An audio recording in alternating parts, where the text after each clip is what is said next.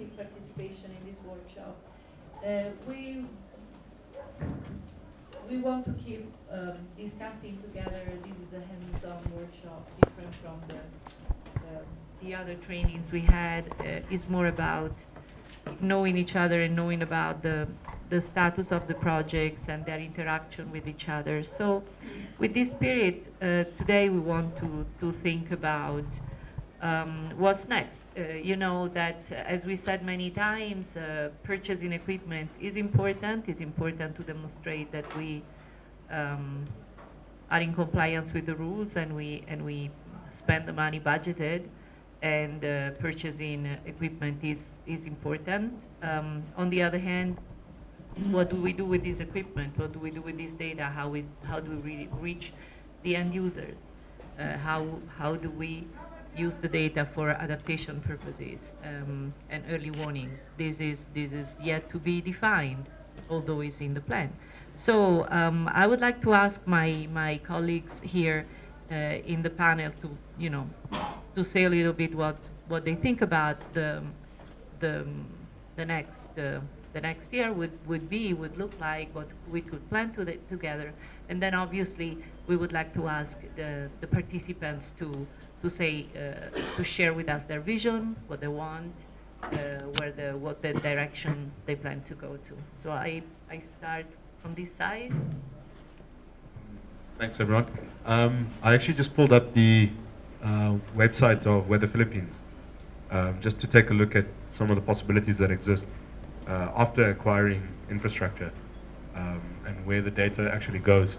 And if I can maybe just stand up, you'll see here all the dots, 750 of them, the red ones. These are all the active weather stations in Philippines at the moment. And that's a fairly dense coverage of stations. And on the right is the actual reading as of 10 a.m. Thursday, the current what's happening there at the moment. All their temperatures, wind gusts, humidity, etc., and then the forecast for that specific location. So imagine having a specific forecast for 750 of your areas around your specific countries. And you can, it's a fairly interactive website. Sorry, camera people. Yeah, can you zoom in? Just use the zoom in function and then click in on. Yeah. Georgie, we got you.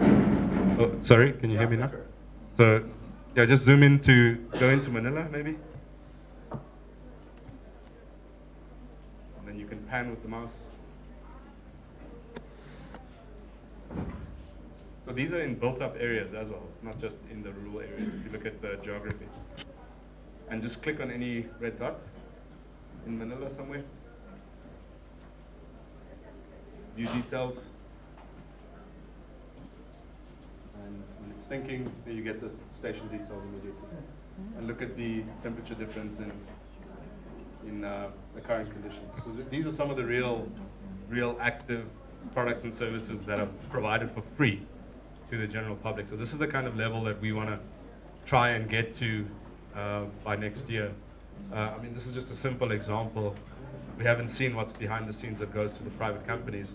But if those of you who are interested, one of the projects that UNDP, sorry, I'm going to throw Joaquin and Metelena out of the bus here, but one of the projects you guys are dealing with is the solar panel powers for the regional centers.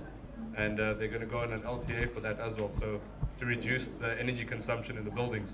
But if you look at the solar panel that's installed in this building, we calculate that it's only 5% efficient of what's been installed.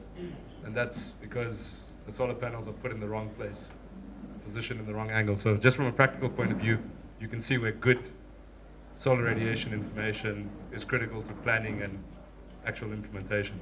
So there's lots of things we want to discuss, and these are some of the ideas that we're just putting forward, and hopefully between now and November, more ideas will come out that we can actually start discussing practical implementation of these things.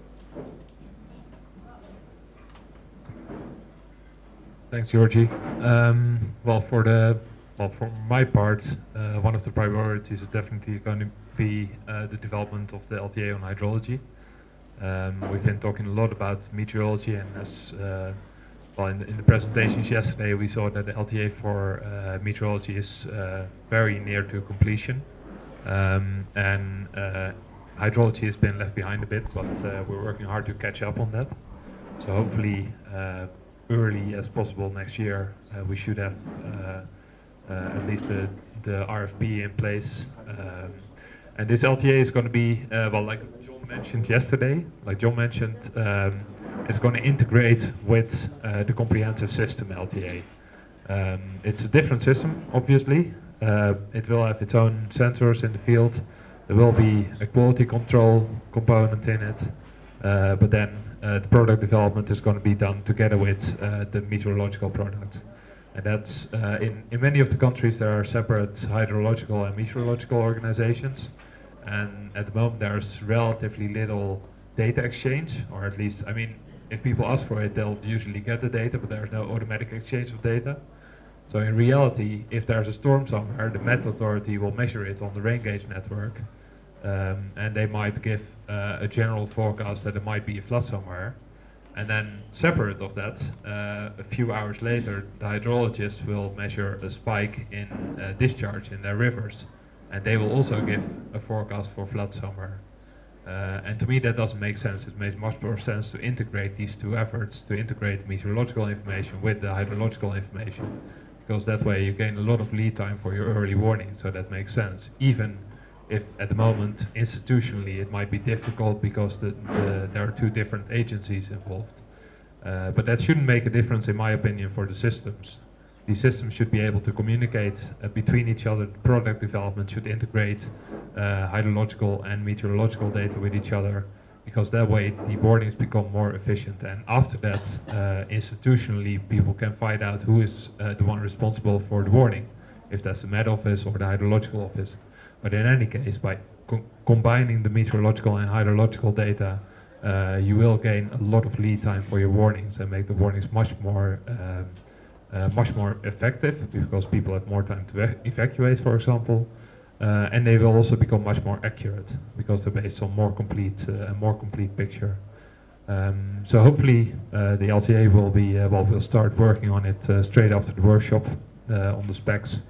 And with Metalena and Joaquin, well, hopefully we should have something in place very quickly.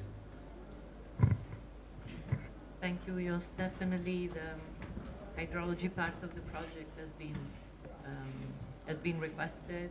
Your help and it's timely to work on it now. So John, you want to? Sure. Thank you. I'll probably be repetitive here, both with some things that Georgie has said this morning and things that were said yesterday. As we look forward to the coming year, I think we need to keep in mind that hardware is really just a means to an end. We really want to shift emphasis from procurements of automatic weather stations, lightning locating systems, computers, to really utilizing those tools to do good things. I put up a block diagram yesterday that showed one schematic of the information flow necessary to really do good job forecasting, integrating your local information with numerical model output, with satellite information. And I think we'll spend more time talking about how to do that, rather than the need to do that, but actually how we do that in the coming year. I will note that even if you elect not to use one of the new LTAs once we get them posted, as Metalena showed you yesterday, she's posted a lot of information that was considered as we developed those LTAs.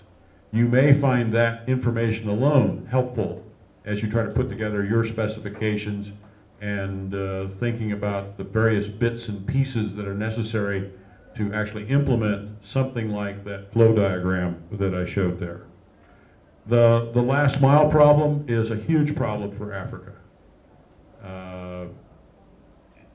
you have a wide variety of political boundaries within your countries, multiple languages, getting across the point, not only to communicating perhaps that there is a hazard, but somewhere along the way people have to be advised as what is the proper response once they receive a warning of a hazard approaching. And usually framing that advice, framing the warning that then implements the advice is really tricky. Because you have relatively few words to communicate a lot of information, a lot of high impact information, and then hopefully people will respond. The next meetings, we're going to talk later this morning about the one in Lusaka, but I think you can anticipate that in 2016 we'll do a series of meetings again. We haven't really laid those out, but I think it's reasonable to anticipate that we'll do that. And those can go in different directions. I think we're at kind of a crossroads point here today to hear from you as to what you would like to see, if not immediately in the next meeting, but sometime in the next 2 or 3 meetings, where you will be. If everybody gets their stuff on order, by the time we get to Lusaka, we probably won't have a lot of equipment in the field. It's being delivered. But by the time we get to a spring meeting, probably a fair amount of stuff will be out in the field. So think about the timing and sequencing of events here. So my thought is, just to recapitulate, is that we'll be spending more time as we move through the future meetings on what I call practical implementation. And where I will be trying to focus some of my efforts is looking for appropriate nowcasting and forecasting tools for you. I have some sense that you'll be acquiring equipment that's similar to what's in the LTA, even if you don't follow it exactly. And as we heard yesterday from a few people who have been acquiring tools, things like the Cosmo numerical model, which is both a very sophisticated, but also able to run on fairly modest computing resources for doing local forecasting. So I'm going to spend a lot more time on what I call the practical implementation of the forecasting, last mile communication, and then the all-important feedback. You can't just throw stuff through the door and hope people pick it up. You've got to listen to how well people are responding and utilizing the information.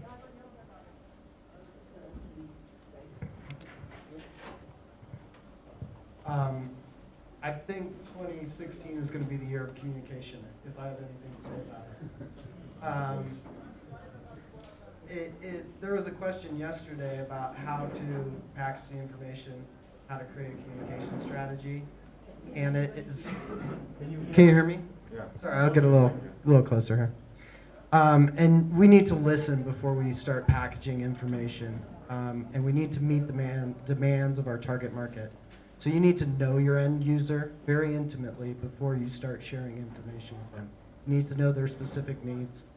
And as somebody from the United States, I'm well positioned to create frameworks and tools to create those, but they need to be created specifically for your national needs. For me, we also need to target messages. A policymaker is going to need a very different message than a pastoralist. And even in the rural sector, a pastoralist is going to need a different message than a fisherman or a farmer. I think that we can look to some of the excellent work that's already been done in some of the countries in formulating communication strategies, use those to create a toolkit and look at best practices, and then customize it for the individual country needs. Because we're after behavioral change and cultural change in terms of the valuation of this information, we need a very different message and a different methodology than the top-down approach. That starts with listening, but it also looks at sharing emotional messages rather than technical messages. So if I'm trying to change the behavior of a group of people, I need to connect with them emotionally. I need to say why they need it and not say exactly what it is and go into the technical details. I need to make that emotional connection. We can just look at Coca-Cola and other top brands to learn from how they do that. And I think it'll also be the year of messaging and monitoring impact. As you start producing these great systems, we need to start looking at where the impact is taking place and sharing those lessons, both within your countries and internally. For my work, it needs to be informed by what you need for support. I'm here to support what you need. I would like to ID some counterparts in the countries to look at how I can have a communications specialist to help support. Sorry. Define a common narrative for us. Yeah. That's why I was a print guy and not a broadcast guy. And work on these journalist trainings that we heard about yesterday that are a great way for us to inform the informers. Work on a toolkit on communications, building communication strategies. I think there's going to be a need for country-specific advocacy to say why this is important, why the work we're doing is important. And that's different than sharing the information directly with the end user. It's about ensuring that long-term sustainability. And we are also working on a very exciting publication that will talk about public-private partnerships. And this will be, there's another market study that we've already heard about. This is separate from that. The publication, we are looking now to include country case studies that will be part of the fact sheets that we'll be creating, so we can look at what you're doing in your country, continue that listening phase that we're in, and start sharing those messages. For me, good communications ensures sustainability of projects, and it's a cross-cutter. It can be part of almost anything we do. And I think Cirda needs to continue to improve our abilities to listen and build our work as a knowledge broker. And that's good. Yeah, thank you. Thank you. About the publication and about this project a little bit in the context, besides in the context of where the projects are implemented in Africa, there is also this status that the projects have within the UN system, within UNDP and the UN at large. You may remember last year in September there was a big summit in New York on climate change. And among the few messages that Ban Ki-moon tried to convey to the international community that is committed to climate change was, I think for the first time, the importance of reliable data for adaptation purposes. So what we are doing now is considered within the UN context a kind of one of the pillars to make this planet sustainable and resilient to climate change. Another issue that has been discussed over and over, not only by the African LDCs, I've heard it many times, this issue of the private sector. The private sector is needed, but there's not enough presence and interest of the private sector in Africa. How can we increase the interest and engage the private sector? This is also a part of this project in which we are trying to do that to enhance sustainability, financial sustainability, but also to make all this package work.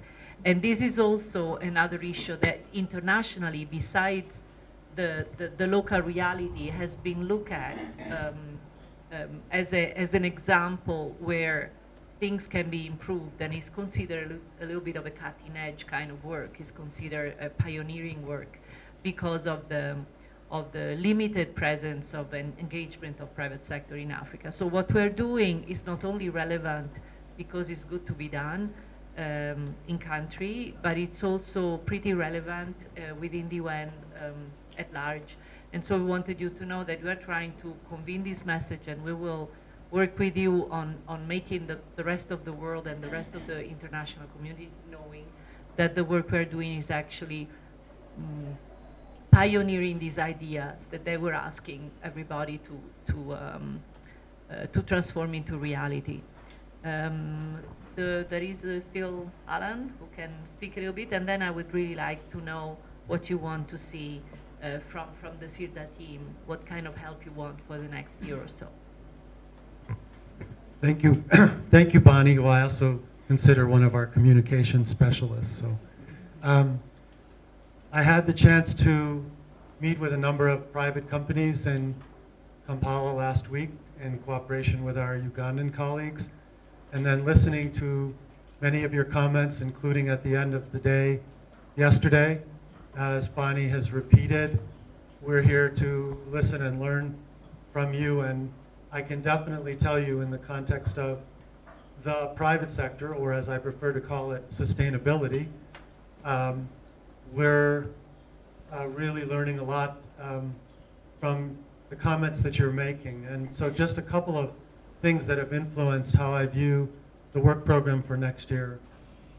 One is that there are clearly a few sectors where we need to continue a very short-term focus, because you already have very established historical relationships.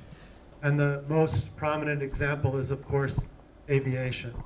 So we did have 2 talks on aviation in the Kampala workshop, but in the one-on-one sessions, I'm really getting a deeper sense of some of the issues that you have, not only in working with the airlines, but often the issues revolve around working with your own intergovernmental coordination.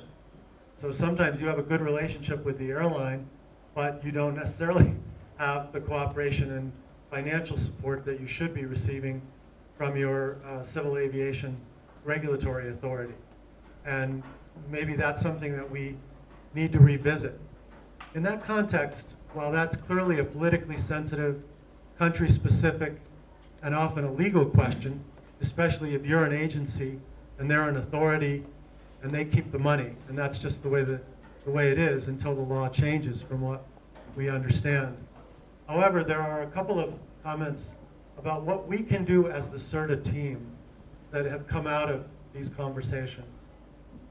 One is, in dealing with the business community, a number of you have pointed out that, for example, with cell phone companies, often the private company is a branch that does not have decision-making authority, and that when you have a conversation with your phone company, the real decision maker may have to be in, for example, with Airtel in Nairobi, or a number of other such instances. Could be even in outside of Africa. I think that is a type of issue where we may be able to help. Because I think as Cirda, as the UNDP, it may be much easier for us to say, Joost, we want you, since you live near Nairobi, to schedule an official conversation with the Africa headquarters of Airtel. So that's the kind of support that might be helpful. And also, it's a different conversation for us to go and say, we want to talk to you on behalf of a program that's working in 11 countries, creating models for all of Africa. And that, I think, will be heard differently than saying, we're here to talk about the cell phone business in Burkina Faso, who we met with yesterday, or the Gambia. So I think there are a number of issues. Aviation may have some of the same possibilities. We had a good conversation in Kampala with South African Airways. Maybe we need to have one with Ethiopia Airlines as well, or Kenya Airways, as carriers that have a very significant Africa-wide presence. And those may be easier. We wouldn't, of course, view that. We wouldn't do that without a fair amount of continued engagement and involvement with your country teams. But again, it's how can we help you? I also found that in some of our meetings, as I said with aviation, the challenge may not be the first and foremost the business. It may be your own intergovernmental coordination. It may be your relationship with the agriculture ministry, which needs to be a key partner in index insurance. And working out that collaborative relationship, as we've heard over and over again, can sometimes be quite a significant barrier.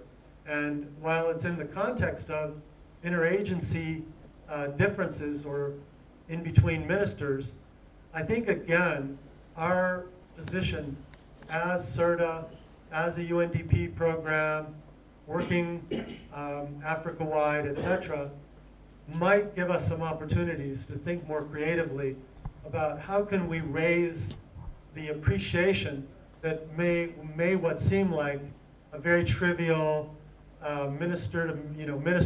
dispute between ministries is really something much more significant and needs to be elevated perhaps within the level of government discussion.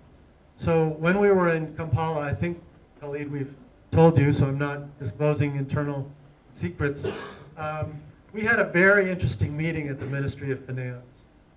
And the Ministry of Finance, we found, when we went there, quite frankly, we actually thought, Georgie and Jeremy and I, it was a courtesy visit. And they have the focal point for the Jeff, and we would just tell them, nice to meet you.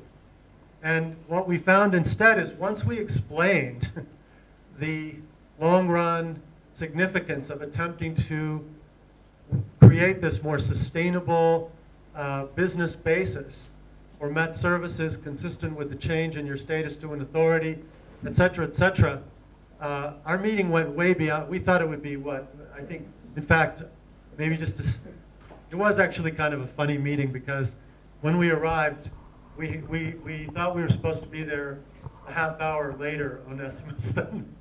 I don't know if we told you this, but the person walked in and said, you were supposed to be here half an hour ago. So it didn't, he said, I may have to leave very soon. So it didn't start very well. And the point is, once we explained why we were there, what we were working on, they didn't leave. They were very, very interested. So I think, again, it just illustrates that there are a lot of different issues. As we hear you, as we meet with you, I think these one-on-ones especially have been extremely valuable in appreciating what do we need to do to be able to help you. So we are going to have the market studies. We heard from Anthony and Olga that they're trying to work with you to help create these baselines. We also heard a number of you are, as Uganda already has, commissioning more detailed market studies. So a lot of information is becoming available, and that's great. But just as John said, in forming relationships, the information is the hardware. So the first step is just to get the information. Which are the businesses? What are some of the possibilities? But the real challenge will be the communication, and Greg is going to really be working to help you on that, the outreach, and the process of establishing credibility, that this is about something that they should want. They should want to spend their time. Their time is very precious. And one last just reflection, we invited lots of cell phone companies and airlines to the Kampala workshop. And we had a lot of trouble to get any to come. It was a real tribute to the project team that they were able to get a cell phone company and an airline to be there. But what we found when, for example, we involved the Communication Commission, everybody came. All the phone companies and the tower companies came. So I think this was just indicative that when we start off and say, we would like you to come for a couple days and sit with us and hear about modernizing weather, they didn't come. when we said, the Communication Commission, your regulator, wants you to come because this is part of the country's view of communication. That was a very different invitation and a very different meeting. Nobody left. So I think we know in every case the issues will be country specific. The business opportunities, Zambia pointed out, I think yesterday, solar insulation may be an important piece of information that has to be part of that baseline. So all of these things are necessarily going to be varied and country specific. Sugar in Uganda, I hadn't realized was as key as it is, etc. So with that, just to say that we stand ready, looking forward to next year, to listening in order to know how we can be most effective in continuing to help you. Thank you. Alan, I'd like to just make a comment. Your remark regarding Airtel brought back some thoughts from actually last year when we were first talking about phone companies. Airtel appears to be a major presence, at least in East Africa. I think it's in like 25 countries or some number like that. In many of those countries, it's the dominant provider. In India, Airtel has made major efforts to provide weather information to subsistence farmers. There's a fair amount of information in the literature on how Airtel has worked with the, I don't know if they call them states or provinces in India, but with the local governments to be the provider of choice, actually, through SMS messaging. Of course, their interest is to get the farmers to buy cell phones, and then so it's a viable approach for their business. In Africa, not so much.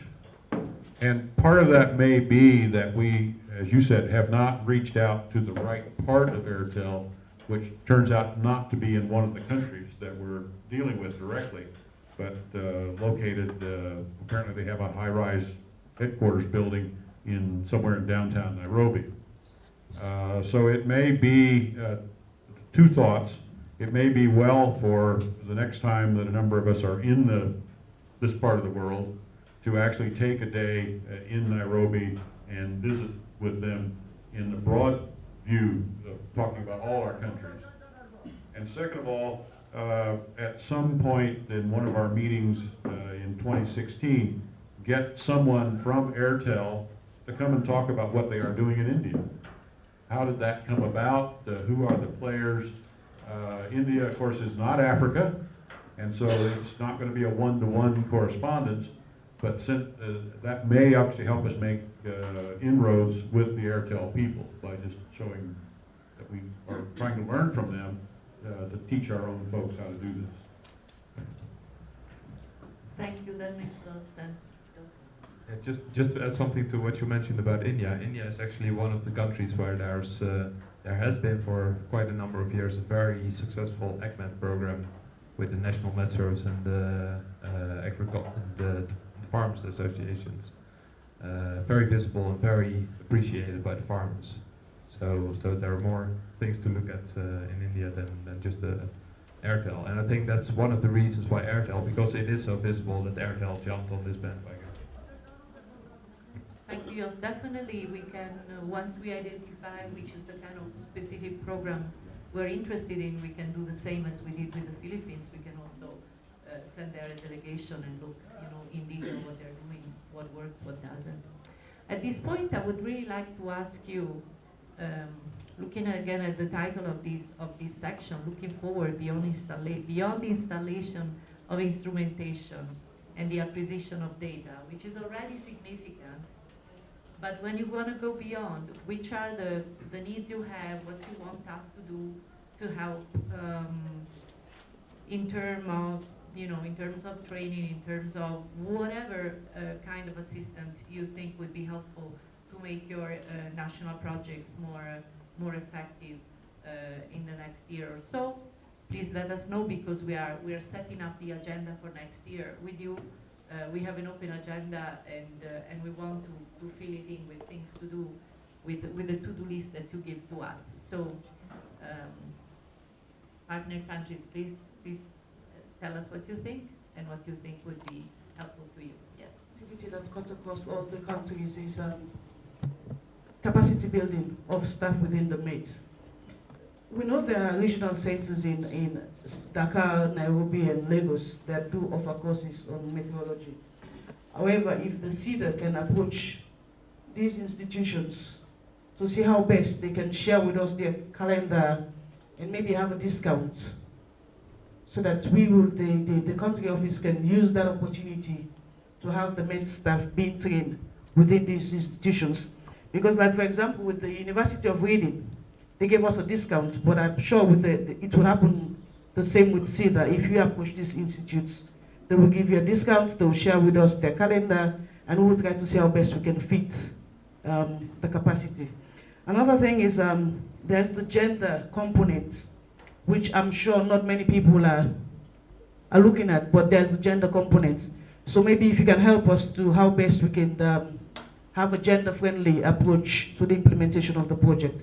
And also in terms of the communication strategy, the gender components, how best we can promote gender-sensitive approach to the implementation of the project. I think those are the two. Thank you. My comment and the question goes first to Giorgio and then to John. Giorgio, in fact, your remarks were very brief and mainly centered on the website from the Philippines. It really looks very interesting. I think if our countries and the Met services can have an output like this from this project, it will be like a very great starting point. Now, my question is that yesterday, you remember we discussed about the system design for Uganda. Do we expect this to be one of the outputs? If that is yes, then there are some particular issues that I wanted to raise. First of all is on the configuration, because I can see it is giving us like 3 hourly workers. But you find that most of the models give us 6 hourly workers. Can we really adjust this from the 3 hourly to 6 hourly workers? Then the other question is in forecasting, sometimes we really need the forecaster intervention.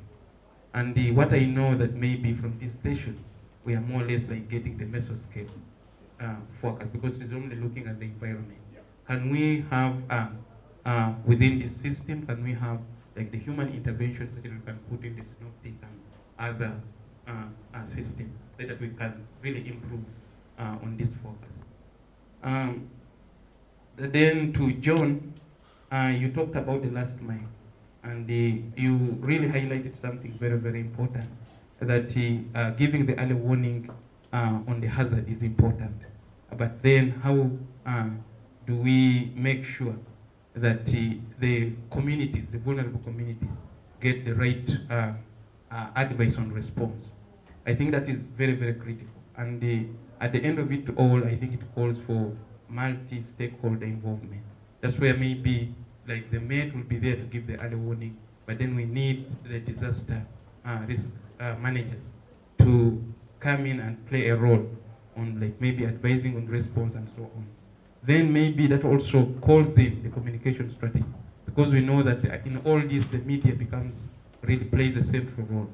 How do we communicate this message so that we can even get the response in the first place? Then maybe it's also the role which can be played by the local leaders, because like mobilizing the population for response, the local leadership becomes also very, very critical. So I think looking at the multi-stakeholder involvement can be very, very critical in both giving out the early warning and at the same time getting advice on how the local communities can respond. Those are my 2 comments. Okay, I see the discussion around self-companies is now centering around Airtel, that is mainly operating in the East Africa. I'm wondering whether you have started thinking about cell phone companies in West Africa, because it's likely that cell phone companies are going to be used. Now, if, for instance, you have more than 2, 3 cell phone companies, is it going to be automatic, based selection, or are we going to go through bidding processes, to select cell phone companies that will be used for this side of project?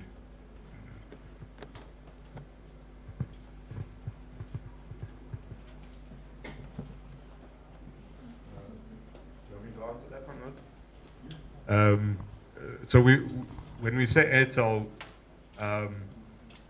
we communicated with everyone, MTN, Airtel, Vodafone, and we engaged all of them, and we specifically looked at companies that had presence in all the companies, in all the countries.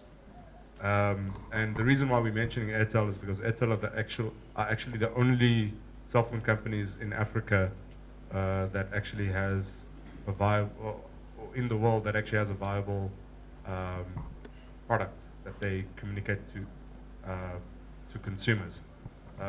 MTN, for instance, are interested, but they are not interested in developing the product themselves. They will contract a developing company to develop a product and then just be the dissemination platform. So we are looking at other companies as well in West Africa. When it comes to the issue of procurement of their services, I think that will just be a straightforward contracting model directly, but we would have to discuss that with procurement, because if it's under the project, I assume it will have to go through some sort of bidding process. But if it goes through the local country office, which will have to maintain it, then the Met Service, for instance, would then engage their own bidding practice to do that. But I think for communications, it's fairly straightforward in most of these instances because it's a limited service. But what we've discussed is that we're not going to narrow the focus to one company, if that makes sense. To disseminate information, you need as many service providers as possible. Yeah, I thank you. I thank you for your responsiveness, but to be fair, we have to take 4 questions and then we answer to all. You cannot just pick and choose who you want to answer to. Another thing is, see that you're at the hub of all the countries, and we are at different stages of implementation. In some countries have already done an activities, and they are successful. And often we share the TORs with you, and you review. If you can do the same, maybe if we want to do an activity that has been done by another country and has been successful, maybe you can also share that success story with us, and maybe try to see how best we can adapt it into our own country context. I just want to comment on what I see and question myself many times.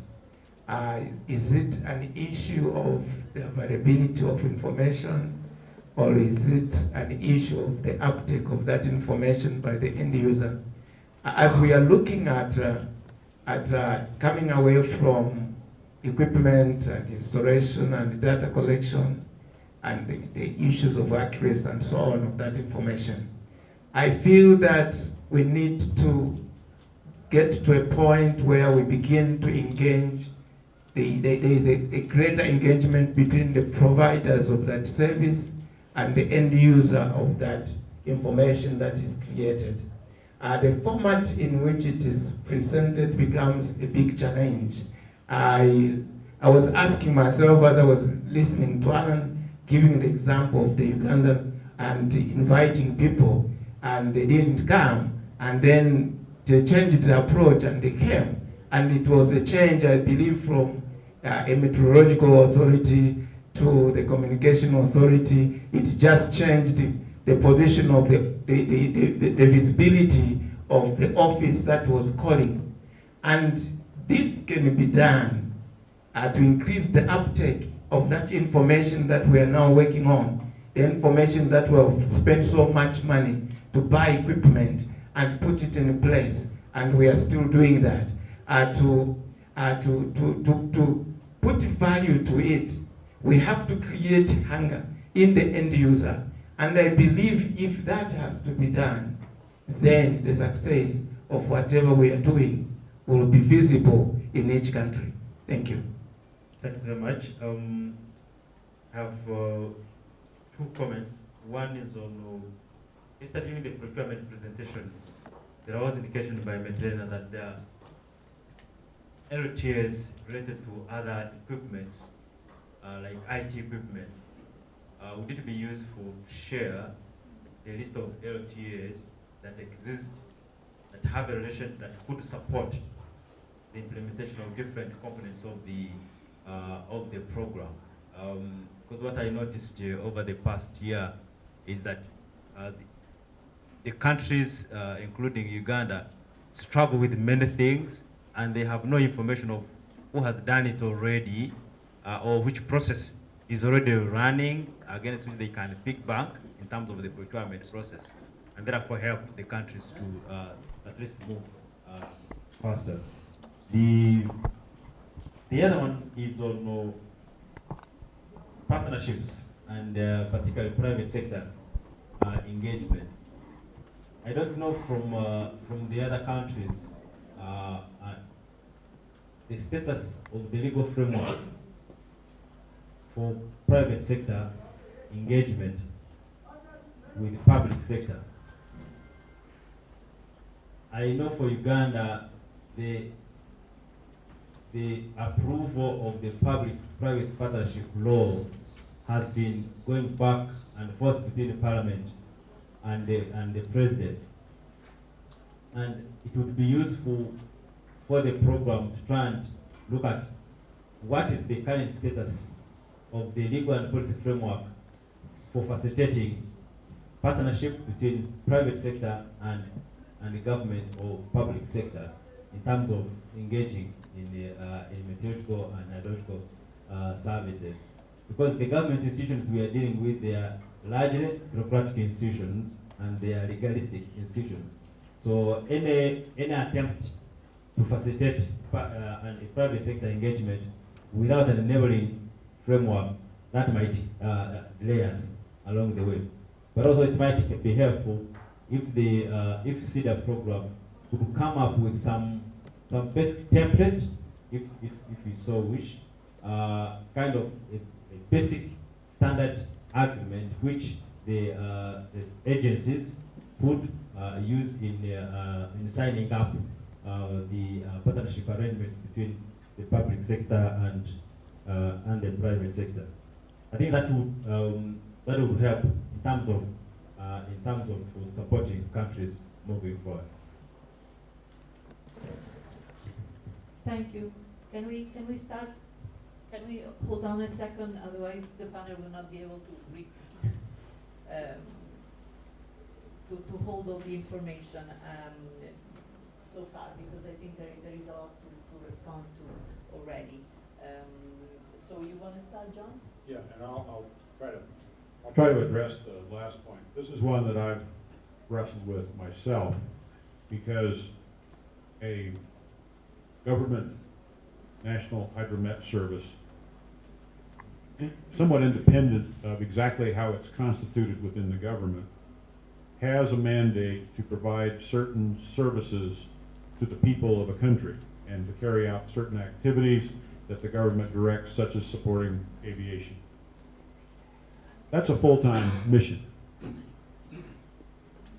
Relating to the private sector in the broadest sense, because the private sector really is a whole bunch of micro sectors of sugar and railways, and each of which is kind of has its own peculiarities. Telecoms is a non-trivial task in itself, which we want to do very well. I'm not sure there's a best answer of how a government entity, be it an agency, a department, actually on a day-to-day basis relates to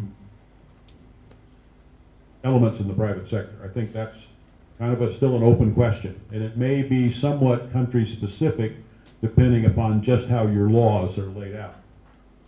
I can say when we look around the world at other countries, some of which have very prominent and strong national meteorological services, one of the models, and it's certainly not the only way to do this, but one of the models that appears to have worked well is to actually set up, once the legal framework is in place, a publicly chartered entity to do that.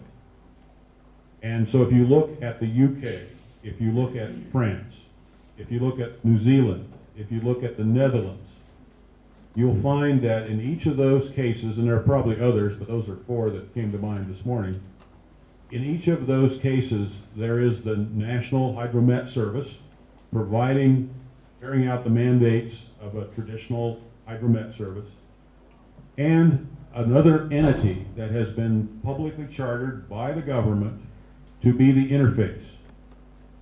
And one of its charter requirements is to provide financial support back to the producing National Meteorological Service. That's one way of doing it. I don't think that's the only way of doing it. But it really provides for a business model and a group of people who can focus on doing or delivering the services to the private sector while the National Meteorological Service really carries out the government mandate. Not the only way, not the only way to do it, but it does appear to be one that has worked more or less better, though we're seeing in the UK the situation where the BBC has decided not to work with the Met Office anymore, leaving a £30 million hole in the budget of the Met Office, which will be interesting to watch over the next few years. Thank you, John. I'll ask the other panelists to address the other issues, or you have other, okay. So, Jos? Thank you. I've got 2 points. One in addition to what Georgie mentioned in response to the question from Liberia. I think Airtel was mostly an example. The point that was raised specifically by Burkina Faso was that they found it very difficult to, at the country level, engage with the multinational telecom companies. So basically when we tried to set up an appointment with Airtel, saying, well, we would like to discuss ways in which climate and weather information could be useful to you, and we have some needs regarding data transmission and dissemination of information in which we would like to work with you. Airtel sent us back, okay, thank you very much for your inquiry. Please contact the email address sponsoring@airtel.bf. So that's clearly not the best way into entering into a private, public-private partnership. So for that reason, since I'm in Nairobi, I'm probably the one who might hook up with Airtel. Gamini will probably from Senegal be ideally placed to engage with the guys who are based in Morocco, for example. We're basically trying to say to all these multinationals who are active in several African countries, okay, well, we've got a multi-country project in which there could be something in it for you to work together in order to get their authorization towards the country offices saying, okay, this Cirda project or this QS project that is taking place in your country, we've heard about it and it's a good idea, so please talk to these people at country level. The second point regarding the public-private partnerships, regarding the question from Onesimus, on the WMO website there's a large range of MOU templates, service level agreement templates, a lot of these things that can be just downloaded and used by the Met services. They've got a very comprehensive set of legal agreements ranging, well, varying in service level that are provided or the type of agreement that you wish to go into. So you can just look them up and download them. It's I've looked at it a bit, and there are service level agreements, there are MOUs, there are LOUs, I think, loads of other abbreviations also to be downloaded. So I think in most cases you will find something that's applicable to your situation on that website. Yes, also just first start following Jos with a response to Onesimus. besides the WMO, there is a very useful reference produced by the World Bank. It's called the World Bank PPP Reference Handbook. And it has both good practices for PPPs, but up-to-date current information on the legal and regulatory frameworks. And it's not always completely current because it's a rapidly evolving set of issues, but it's a very, like WMO, the World Bank reference, PPP reference handbook is a good place to start.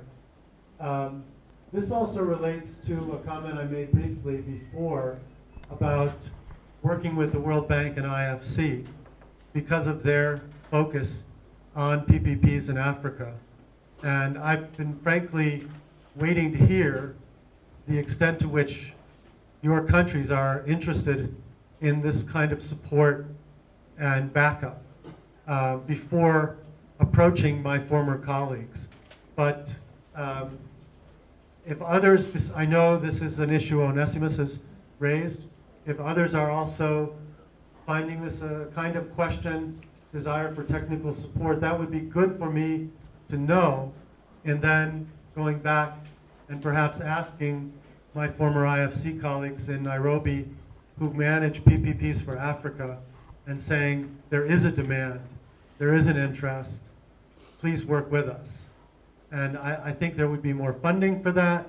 I think that there would be a lot of resources and expertise, but first we need to know that there is that interest and desire. It can't be me calling them, it has to be me saying, we've had this specific expression of interest from the following countries. And that's, again, it's a communication issue, as our friend from Zambia said. Just also to briefly come back to the question of working with multiple cell phone companies, there's a very interesting lesson we learned from listening to David McAfee in Kampala. Many of you will remember if you were there. He spoke about his NGO Human Network International, or HNI, and how they had started a 321 free dialing service. And when they first approached a cell phone company in Madagascar, they knew they needed to find one company for a demonstration and pilot. And when that was successful, they have now found all the cell phone companies are interested. So I think we will have to, again, we'll have to find which companies, be it Airtel, be it whoever, are most interested in order to work with something that is new and innovative, and understandably from their business standpoint, if only as a time and investment of their internal staff resources, just like you, they don't have unlimited business development staff resources. So we have to find those companies who are willing to engage with us. But our lesson from David McAfee was, if it is successful, if as it turned out, it increased the retention of customers, increased the usage of people who use their service, then there's a business reason why other cell phone companies are not going to want to stand by and see a successful product exclusively on one of their competitors. So I think in the long run, we view this, if successful, to be a concept that will be replicated and will not be by any means exclusive. Thank you, John, and also others. I also wanted to ask Georgie and also our colleagues sitting, Mark and Anthony, whenever you see something in which you can contribute, please do so. Raise your hand. I just want to tell a little story on Alan and I, because we've become a bit more sophisticated about dealing with phone companies ourselves. On our very first trip to Africa a little over a year ago, when we began talking to phone companies in Africa, we were quite excited to have an appointment, and I won't say what phone company or what country we're in because it's bad enough to talk about ourselves. We got up in the morning, very excited, headed out to talk to this phone company that appointment had been made with, sounded good, And we found ourselves talking to a salesman who was interested in selling a cell phone. So it does take some learning to get into this. I wanted to respond to the, sorry, I'll get close to the mic here. I wanted to respond to the questions on gender-sensitive approaches within communication strategies, communication of EWS, sharing lessons learned, and greater engagement from the provider to the end user. For the gender-sensitive approaches, I think that we can engage with UN Women and some other subject matter experts and share some best practices that will give a general overview of how to do that within communications. For EWS, I would hope to review best practices from developed and developing countries and develop a general toolkit that we can use as a starting point for creating those communications. On sharing lessons learned, I think that's a question of sharing lessons learned between projects and between Cirda. I would suggest doing a listserv where Cirda would produce a weekly update on best practices and training resources. And then the projects would have open access to this to openly share and create a two-way dialogue and a round dialogue. We, of course, have the blog, newsletter, and other space for that. We also have a website that can become a knowledge repository where we can share some of these studies and all the best practices and give that information. On the greater engagement with the provider and the end user, we are starting a seed idea, a new idea about learning routes to take us to the last mile. I originally thought we would call these policy dialogue proposals, policy dialogue roundtables, but I think it's more about learning and taking people on a journey to get to the last mile. From the meeting, I feel there's a need for these types of routes. They support sustainability of project funding, but can also work for better engagement with rural stakeholders and end users. I think they're an exercise in listening and ownership and can build support for PPPs, responsive frameworks, and innovative solutions from private partners. They can also serve to support the Met agencies and prop up their profiles and gain more financial and political support. I would follow a learning route methodology where stakeholders come together to listen and learn and share their needs, challenges, synergies, and opportunities. The invitees could include rural farmers, rural farm leaders, regional leaders, Met services, private sector, ministry-level agencies, and whomever else the partner countries see fit in that dialogue. Thank you, Greg. Obviously, in all the Jeff and UNDP projects, there is always an initial stakeholders consultation, and that was done at the beginning of these projects.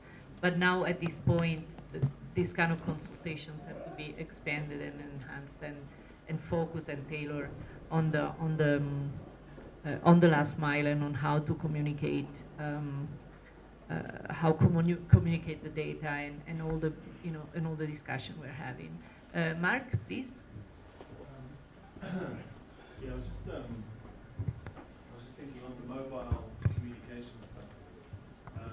What struck me was when we were in Malawi recently, and we were looking for the GCF proposal. Already the 321 system. Hello. Yeah. Hello. Okay, you can hear me. So when we were in Malawi, working on the GCF proposal, we came across the 321 system is already up and running in Malawi. The Department of Agriculture are using that, as well as the Isoko system, which I know is in maybe a couple of other countries. And NASFAM, the National Association of Farmers, were developing their own frontline SMS system. So I guess the point that I want to make is you don't have to wait for engagement at the regional level or at the headquarters of these companies. Already some of these services are starting or even working in national scope or less or regional scope. they're already up and running. And so the question is how do you just get the weather or the climate information into that system in a meaningful way that can be used? So that kind of engagement, I think, can start pretty much, well, obviously it requires scoping out what's already in place in each country, but there's no reason why that kind of engagement can't start from the bottom up as well. Thank you, Mark. Georgie, did you finish what you wanted to say since I cut you off? You had anything further to say? Comment on the South African business model, how they in that solve? Is there Let's hold on. Let's ask other, because there are some. Oh, okay. Yeah, I just Olga. actually have one comment on Sierra Leone's request on a more gender-friendly approach. There's actually a really good report from CGIR on what farmers and pastoralists need in Tanzania and Malawi, and they specifically looked at male and female farmers. So I actually can distribute the report as well. That gives some good insights. Thank you. Thank you, Olga. Just wanted to say that there is more than we can do on gender. There is an entire policy in the JEF. There is an entire policy in UNDP. There is all the communication can be done. For example, when I was at the JEF, in all the projects, JEF Finance, we asked to do all the monitoring and evaluation being